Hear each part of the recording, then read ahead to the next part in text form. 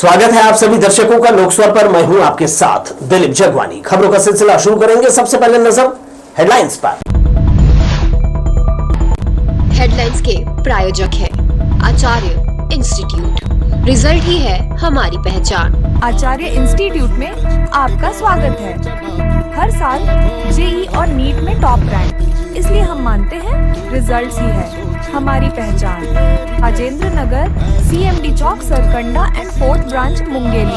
बहता चला तू, उड़ता चला तू जैसे।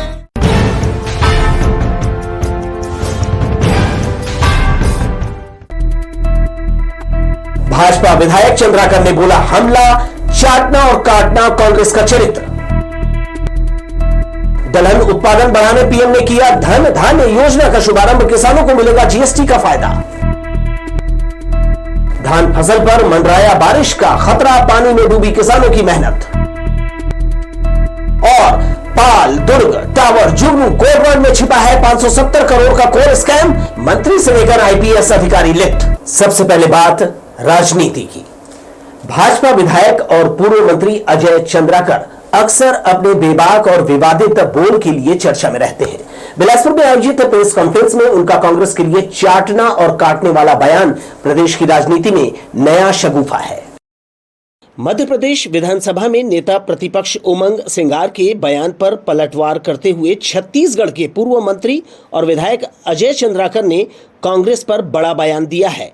उन्होंने बिलासपुर में हुए प्रेस वार्ता में कहा कि कांग्रेस का चरित्र ही नीचे काटने और ऊपर चाटने वाला है। कांग्रेसी नेताओं को घेरे में लेते हुए कहा, दिल्ली जाकर एक परिवार को चाटते हैं और प्रदेश में आकर एक दूसरे को काटते हैं। यही कांग्रेस का असली चरित्र है। उन्होंने आगे कहा कि जो लोग दरबारी हैं वही विष्णुदेव सरकार पर आरोप लगाते हैं, वे इसी दरबार के गुलाम हैं। उन लोगों का जनहित से कोई विषय नहीं। एक ऐसा व्यक्ति, ऐसी पार्टी का सदस्य जो दरबारी होते, वो विष्णुदेव सरकार के लिए आरोप लगा देंगे। दरबारी जनता के दरबारी नहीं, कांग्रेसी बने चाटना और काटना जानते हैं। समझ रहे हो? दिल्ली में जाके चाटते हैं परिवार को, वही उनके संपूर्ण व्यक्तित्व होता है, और नीचे आके एक दूसरे काटते हैं। यही कांग्रेस का चरित्र है, इसके सिवा कोई दूसरा चरित्र नहीं है। इसलिए वैसे लोगों के आरोपों में चाहे वो नेता प्रतिपक्ष नहीं और कहीं कुछ बन जाए। अपने ताजा बयान से कुरूद से विधायक और पूर्व मंत्री अजय चंद्राकर ने छत्तीसगढ़ की राजनीति में दीपावली से पहले धमाका कर दिया। मध्य प्रदेश विधानसभा में नेता प्रतिपक्ष उमंग सिंघार के साय सरकार पर लगाए आरोपों को खारिज करते हुए श्री चंद्राकर ने जोर देकर कहा, वे नेता प्रतिपक्ष की योग्यता ही नहीं रखते, जबकि जनादेश से 54 विधायकों का मुख्यमंत्री विष्णुदेव साय नेतृत्व करते हैं। साथ में पार्टी के घोषणा पत्र का सबसे अधिक अमल उन्होंने ही किया है। के पास लोकतांत्रिक अवधारणा नहीं, अपनी योग्यता से नेता प्रतिपक्ष नहीं। सबसे बड़ा मैंडेट भारतीय जनता पार्टी के पास है। 54 विधायकों की सरकार का नेतृत्व माननीय विष्णुदेव साय जी कर रहे हैं, और मैंने कहा जो मैनिफेस्टो है सबसे ज्यादा प्रतिशत क्रियान्वित करने वाली यदि हिंदुस्तान में सरकार है तो विष्णुदेव साय की सरकार है। आत्मनिर्भर भारत के परिप्रेक्ष्य में भी उन्होंने प्रेस कॉन्फ्रेंस में बताया कि लगभग सभी क्षेत्रों में आयात निर्यात मामले में भारत संतुलन बनाकर चल रहा है। तकनीकी, रक्षा, खाद्यान्न समेत सभी क्षेत्रों में भारत की आत्मनिर्भरता पहले से ज्यादा काबिल हुई है। न्यू सर्किट हाउस में आयोजित प्रेस कॉन्फ्रेंस में भाजपा के प्रदेश महामंत्री अखिलेश सोनी, क्रेडा के अध्यक्ष भूपेंद्र सवन्नी, जिला अध्यक्ष दीपक सिंह समेत पार्टी के नेता उपस्थित थे। कैमरामैन सतीश साहू के साथ दिलीप जगवानी, लोकस्वर, बिलासपुर। भारतीय रेल द्वारा अमृत संवाद के माध्यम से एक नई पहल की गई है, जिसका उद्देश्य है जनता से सीधा संवाद, उनकी राय और सुझाव जानना और रेलवे के विकास कार्यों में उन्हें सक्रिय भागीदार बनाना। शनिवार को बिलासपुर मंडल के उसलापुर स्टेशन में अमृत संवाद का आयोजन किया गया, जहां रेलवे बिलासपुर DRM ने सीधे यात्रियों से बातचीत की। अमृत संवाद दरअसल स्पेशल कैंपेन 5.0 का हिस्सा है, जो एक जन केंद्रित और नागरिक उन्मुख कार्यक्रम है। इस कार्यक्रम के तहत रेलवे अधिकारी स्टेशन पहुंचकर यात्रियों से संवाद करते हैं, उनकी समस्याएं सुनते हैं और सुझावों को विकास योजनाओं में शामिल करने का प्रयास करते हैं। अमृत भारत स्टेशन योजना के तहत बिलासपुर रेल मंडल के 17 रेलवे स्टेशनों का पुनर्विकास किया जा रहा है। जिसकी कुल लागत 205 करोड़ रुपए है। इन स्टेशनों पर लिफ्ट, आधुनिक प्रतीक्षालय, हाई लेवल प्लेटफॉर्म, दिव्यांगजनों के लिए सुविधाएं, सड़कों का अपग्रेडेशन और स्टेशन भवनों का सौंदर्यीकरण जैसे कार्य तेजी से जारी है। बिलासपुर डीआरएम राजमल खोईवाल ने कहा, अमृत संवाद के तहत हम जनता से सीधे मिल रहे हैं, उनकी जरूरतें और सुझाव जान रहे हैं। यात्रियों से मिले कई उपयोगी सुझावों में अंडरपास जैसी सुविधाओं का भी जिक्र हुआ है, जिसे हम तकनीकी रूप से परख कर लागू करने की दिशा में काम करेंगे। हमारे यहाँ बिलासपुर डिवीजन में 18 बड़े स्टेशन है, जंक्शन स्टेशन है, जहाँ हम अमृत पाथ का काम कर रहे हैं। तो वहाँ और क्या सुविधा हम लोग दे सकते हैं, हम तो अपनी तरफ से कोशिश कर ही रहे हैं, बट इसमें जनता का साथ मिल जाए, उनकी आशाओं को हम लोग पूरा करें तो ये हमारे लिए एक अचीवमेंट की बात होगी। काफ़ी अच्छे सुझाव भी मिले हैं। एक यहाँ का एक अंडरपास का सुझाव मिला है, जो एक्चुअली बाकी बड़े स्टेशनों पर, कानपुर जैसे मद्रास में आप देखोगे बड़े बड़े स्टेशन पर अंडरपास का कंसेप्ट भी है, जो सीनियर सिटीजन्स को चढ़ने में दिक्कत होती है एफओबी से, वो नीचे से कर सकते हैं। तो ये यहाँ पर हम लोग एक्सप्लोर करेंगे, एक अच्छा सुझाव मिला है। मंडल के सीनियर डीसीएम अनुराग कुमार सिंह ने कहा, यह कार्यक्रम 2-वे कम्युनिकेशन का एक माध्यम है, जिसमें यात्री अपनी राय खोलकर रखते हैं और रेलवे उन्हें सुनता है।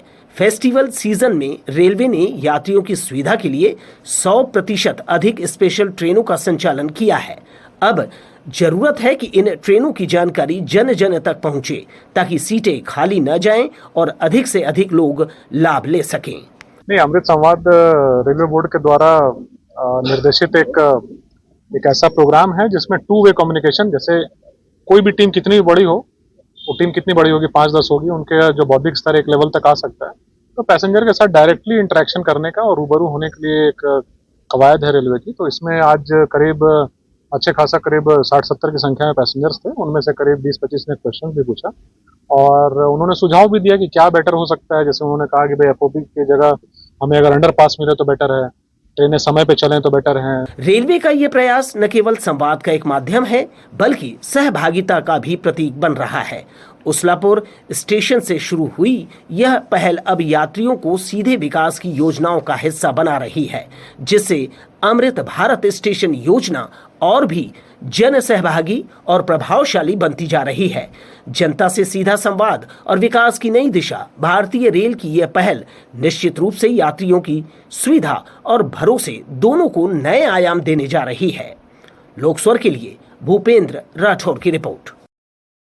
कार्तिक मास में श्रद्धालुओं ने मंदिर में सुबह ब्रह्म मुहूर्त में भगवान का भजन पूजन करना शुरू कर दिया है। सरकंडा के लोधीपारा में महिलाएं राधा कृष्ण मंदिर में रोजाना एकत्र होकर भजन पूजन करती हैं। कार्तिक मास में दीपदान का भी महत्व है। कार्तिक महीना लगते ही सुबह तड़के 4 बजे से ही महिलाओं द्वारा भजन पूजन किया जाने लगा है। सरकंडा लोधीपारा के राधा कृष्ण मंदिर में 16 श्रृंगार में सजी महिलाओं ने ढोलक, झांझ, मंजीरे की सुमधुर धुन पर भजन गाती रही। वे भगवान के श्री विग्रह के सामने बैठकर उन्हें रिझा रही थी।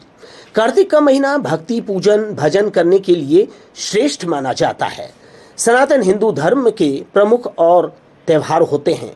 कार्तिक मास में श्रद्धालु महिलाएं तुलसी और नदी सरोवरों में दीपदान भी करती हैं। कार्तिक मास में सुबह ब्रह्म मुहूर्त में ही श्रद्धालु जन स्नान, ध्यान के बाद भजन पूजन आदि में समर्पित भाव देकर जुट जाते हैं।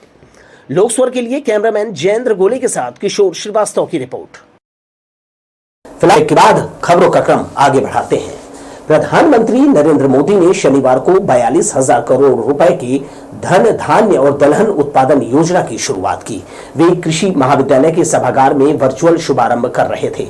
इस मौके पर केंद्रीय राज्य मंत्री तोखन साहू और तखतपुर विधायक धर्मजीत सिंह मौजूद थे। ऑडिटोरियम में जिले भर से आए किसान और महिलाएं उपस्थित थे। प्रधानमंत्री नरेंद्र मोदी ने शनिवार को वर्चुअल रूप से 42,000 करोड़ रुपए की प्रधानमंत्री धन धान्य योजना और दलहन उत्पादन योजना का शुभारंभ किया। देश में दलहन की खेती लगातार कम होती जा रही है, इसे बाहर से मंगाना पड़ रहा है।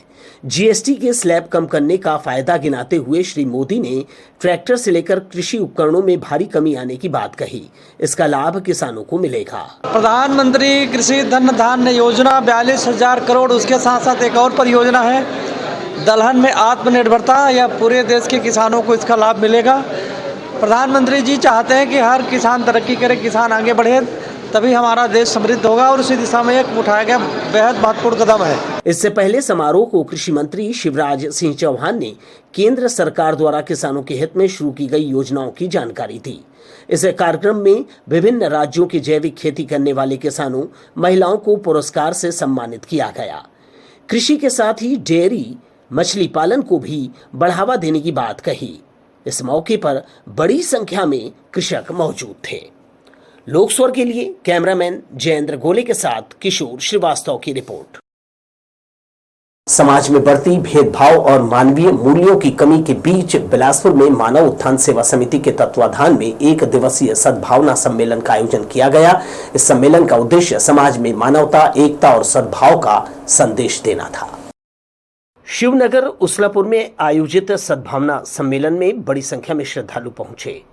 शाम को हुए इस सम्मेलन में देश भर के संत महात्माओं ने समाज में बढ़ती नफरत, वैमनस्यता को दूर करने का संदेश दिया।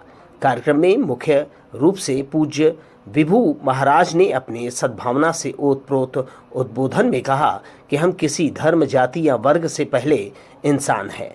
जब तक हमारे भीतर मानवता जीवित है, तब तक समाज में शांति और प्रेम कायम रह सकता है। उन्होंने कहा कि परमपिता परमेश्वर ने सभी मनुष्यों में समान प्राण डाले हैं, इसलिए भेदभाव नहीं बल्कि सद्भाव का संदेश फैलाना चाहिए। पूज्य महाराज ने अपने प्रवचन में एक प्रसंग के माध्यम से बताया कि मन की पवित्रता ही सच्ची संपत्ति है। उन्होंने लकड़हारे और कुल्हाड़ी की कथा सुनाकर कहा कि जिसके मन में सच्चाई और ईमानदारी है, वही ईश्वर का सच्चा भक्त है। वो देवता कहता है कि इस कलयुग में इतना ऑनेस्ट आदमी, इतना ये इतना मतलब इसने सोना टुकड़ा दिया, लोहे के लिए चांदी टुकड़ा दिया, तो वो बड़ा प्रसन्न होता है। कहता है कि तुम तीनों बुला लिया, तुम्हारी ईमानदारी से और तुम्हारे ये मन की पवित्रता से मैं बहुत प्रसन्न हूँ, जाओ तीनों कुल्हाड़ी ले जाओ। हम लकड़हारा भी था, क्योंकि सोने की कुल्हाड़ी मिल गई, चांदी की मिल गई, अपनी कुल्हाड़ी ली है। और उसे पता है सोना बेच के, चांदी बेच के उनको काम करने की जरूरत ही नहीं है। जाता है, पत्नी भी बड़ी खुश होती है। लकड़हारा कहता है चलो अब हम घूमने चलते हैं, अब हमें काम करने की जरूरत होगी। सद्भावना यात्रा के उपलक्ष्य में, जो कि 8 तारीख को अंबिकापुर से लेकर 12 तारीख भिलाई में समापन होना है, उसके उपलक्ष्य में पूज्य श्री विभू जी महाराज का आज यहाँ सद्भावना से ओतप्रोत सत्संग प्रवचन का आयोजन किया गया है, जिसमें पूरे बिलासपुर संभाग से काफ़ी लोग यहाँ आए हुए हैं। ये कार्यक्रम जैसे मैं पहले बताया 8 तारीख से शुभारंभ हुआ है। 8 तारीख को हमारा अंबिकापुर में कार्यक्रम था, 9 को हमारा मनेंद्रगढ़ में कार्यक्रम था, 10 को यहाँ बिलासपुर में है, 11 को रायपुर में है और 12 को इसका भव्य जो है समापन भिलाई में। सम्मेलन में बड़ी संख्या में महिलाएं और युवा बच्चे शामिल हुए। कार्यक्रम के अंत में मानव उत्थान सेवा समिति के प्रांतीय प्रभारी उग्रसेन पटेल ने बताया कि यह सद्भावना यात्रा 8 अक्टूबर को अंबिकापुर से शुरू हुई और 12 अक्टूबर को भिलाई में इसका भव्य समापन किया जाएगा। देखिए, आज समाज में जिस तरह से हाहाकार मचा हुआ है, लोगों के अंदर आज मानवता कहीं ना कहीं दिन ब दिन कहीं ना कहीं कमी आ रही है, वो मानवता रह नहीं गई। आज ये सद्भावना का संदेश हमारे परम पूज्य श्री विभू जी महाराज जी ये देना चाहते हैं कि हम हिंदू, मुस्लिम, सिख, ईसाई होने के पहले हम कोई एक धनी व्यक्ति या गरीब होने से पहले हम एक मानव है और वो मानवता का प्रचार ही कर रहे हैं। जो परमपिता परमेश्वर ने आप में, हमें, इस धरातल के अंदर जितने जीव हैं, मनुष्य हैं, उनके अंदर जो प्राण डाले हैं, वो एक ही परमपिता परमेश्वर ने ही डाले हैं। सच ही कहा गया है कि जब मन में सद्भाव हो तो समाज में कोई विभाजन नहीं रह सकता। लोकस्वर के लिए भूपेंद्र राठौर की रिपोर्ट। शुक्रवार को महिलाओं ने पति की लंबी उम्र की कामना के लिए करवा चौथ का व्रत रखा। दिन भर निर्जला रहकर चांद के दीदार के बाद महिलाओं ने व्रत पूर्ण किया। शहर में करवा चौथ का उल्लास देखने को मिला। पारंपरिक 16 श्रृंगार में सजी महिलाओं ने पूजा की थाल सजाकर एक दूसरे के साथ रस्में निभाई। सुहागिन महिलाओं का सबसे खास त्योहार करवा चौथ, जहां प्रेम, आस्था और विश्वास का संगम दिखता है। सुबह से ही महिलाओं ने उपवास रखकर अपने पति की लंबी आयु और सुखमय दंपतीय जीवन की कामना की। शाम होते ही घरों में करवा चौथ की पूजा का दौर शुरू हुआ। पूजा थाल में करवा, दीपक, छलनी और मिठाइयाँ सजाकर महिलाओं ने कथा सुनी और एक दूसरे को करवा चौथ की शुभकामनाएं दी। कहीं समूह में पूजा का आयोजन हुआ तो कहीं परिवार के साथ घरों में ही व्रत की रस्में निभाई गई। रात होते ही जब आसमान में चांद निकला तो महिलाओं ने छलनी से चांद का दीदार किया और पति के हाथ से जल ग्रहण कर अपना व्रत पूरा किया। महिलाओं ने पारंपरिक परिधान और गहनों से खुद को सजाया। हाथों में मेहंदी की रंगत और सुहाग के रंगों से दमकती सुहागिनों ने बड़ों का आशीर्वाद लिया। यह पर्व अपने पति की दीर्घायु के लिए व्रत किया जाता है। यह व्रत कार्तिक मास की चतुर्थी के कृष्ण पक्ष की चतुर्थी के दिन किया जाता है।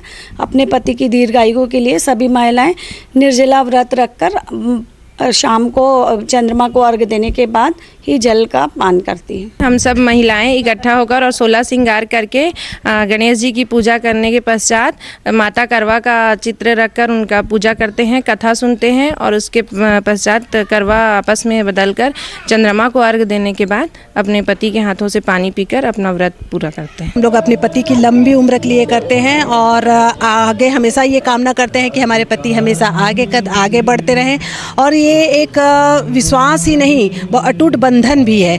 हमारे पति आज हमारे साथ है। आज सिर्फ महिलाएं ही इस व्रत को नहीं करती, आज हमारे पति भी हमारे साथ में पूरे दिन तक न पानी पिए हैं न खाए हैं। आज मेरे साथ ही मेरे हस्बैंड भी व्रत तोड़ेंगे और हम दोनों बहुत प्यार से इस व्रत को रखते हैं। करवा चौथ का व्रत मेरे लिए तो अपना पर्सनली बता रही हूँ, मेरे लिए तो व्रत नहीं है। मेरे लिए मेरे पति के प्रति प्रेम विश्वास का प्रतीक है ये व्रत मेरे लिए। और मैं अपना तैयारी महीनों भर से तैयारी करते रहती हूँ। आज के दिन हम लोग बहुत अच्छे से सजा के पूजा पाठ करते हैं, चंदा मामा को देख के पूजा करते हैं, फिर अपना व्रत खोलते हैं। की पूजा हम करवा ला के चांद का दर्शन करके कलश रख के स्थापना करके चौथ माता का पूजा करते हैं।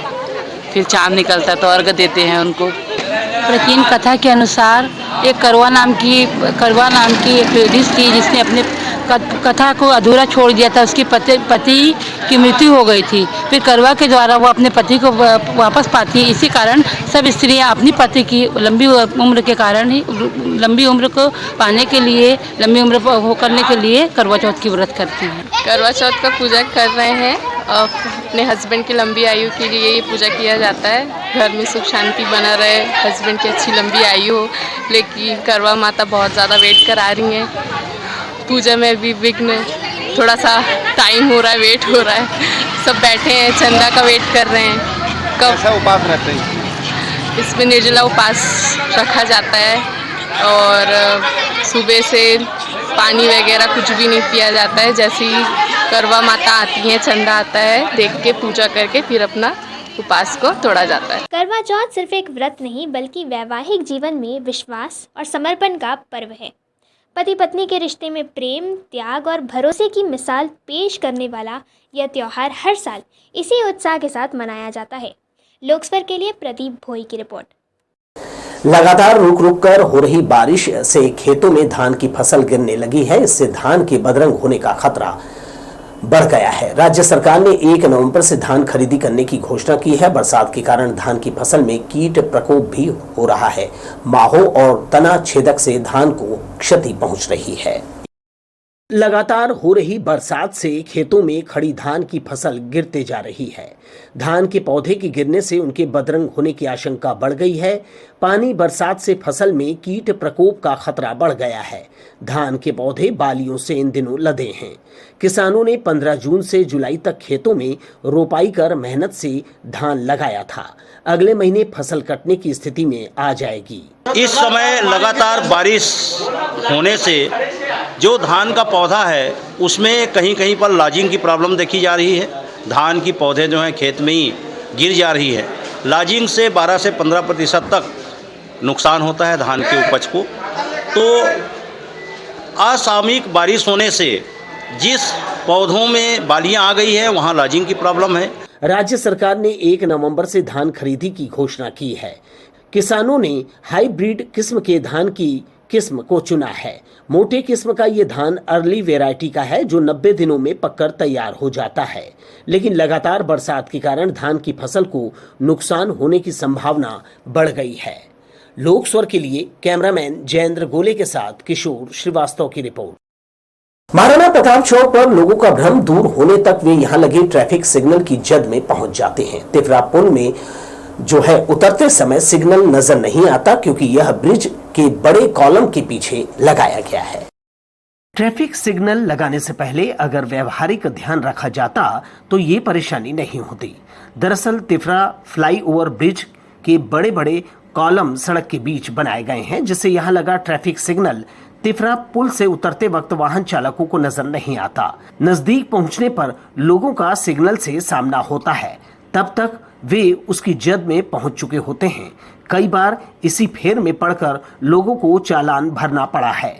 उनका कहना है कि ट्रैफिक सिग्नल इसलिए लगाया जाता है ताकि वे फॉलो कर सकें, लेकिन महाराणा प्रताप चौक पर लगाया सिग्नल व्यवहारिक दृष्टिकोण से उचित नहीं है और नाहक सिग्नल जंप करने पर उनको जुर्माना देना पड़ता है। हाँ, सिग्नल सही तरीके से लगना चाहिए। महाराणा प्रताप चौक के पास सिग्नल जो लगाया है वो इधर से आने वाले को दिखता नहीं। जाने वाला सिग्नल नहीं दिख रहा है, आने वाला सिग्नल दिख रहा है। कंफ्यूजन ही हो गया, मेरे को समझ में नहीं आया कि इधर जाऊँ, राइट जाऊँ कि लेफ्ट जाऊँ। स्मार्ट सिटी प्रोजेक्ट के तहत शहर के कई इलाकों में इंटीग्रेटेड ट्रैफिक सिग्नल सिस्टम लगाए हैं। इनमें से महाराणा प्रताप चौक में जब इसे लगाया जा रहा था तब यहाँ बने कॉलम का ध्यान नहीं रखा गया, जिससे एक तरफ से सिग्नल बिल्कुल भी नजर नहीं आता। इस तकनीकी गड़बड़ी का आम लोगों को खामियाजा भुगतना पड़ रहा है। कैमरामैन सतीश साहू के साथ दिलीप जगवानी, लोक स्वर, बिलासपुर।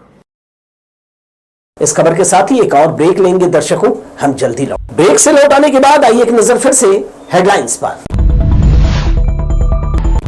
हेडलाइंस के प्रायोजक है आचार्य इंस्टीट्यूट। रिजल्ट ही है हमारी पहचान। आचार्य इंस्टीट्यूट में आपका स्वागत है। हर साल जेई और नीट में टॉप रैंक, इसलिए हम मानते हैं रिजल्ट्स ही है हमारी पहचान।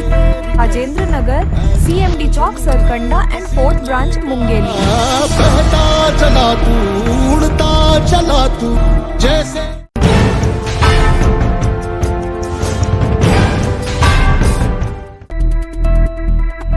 भाजपा विधायक चंद्राकर ने बोला, हमला चाटना और काटना कांग्रेस का चरित्र। दलहन उत्पादन बढ़ाने पीएम ने किया धन धान्य योजना का शुभारंभ, किसानों को मिलेगा GST का फायदा। धान फसल पर मंडराया बारिश का खतरा, पानी में डूबी किसानों की मेहनत। और पाल, दुर्ग, टावर, जुगनू, कोरबन में छिपा है 570 करोड़ का कोर स्कैम, मंत्री से लेकर IPS अधिकारी लिप्त। तो ये थी दर्शकों हेडलाइंस।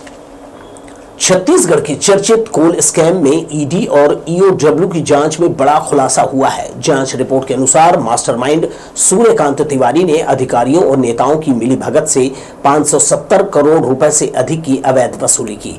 चार्जशीट में बताया गया है कि पूरे घोटाले का हिसाब किताब पाल, दुर्ग, वीकली, टावर और जुगनू ग्रुप के जरिए रखा जाता था, जिनमें कोड वर्ड से लेन देन की जानकारी साझा की जाती थी।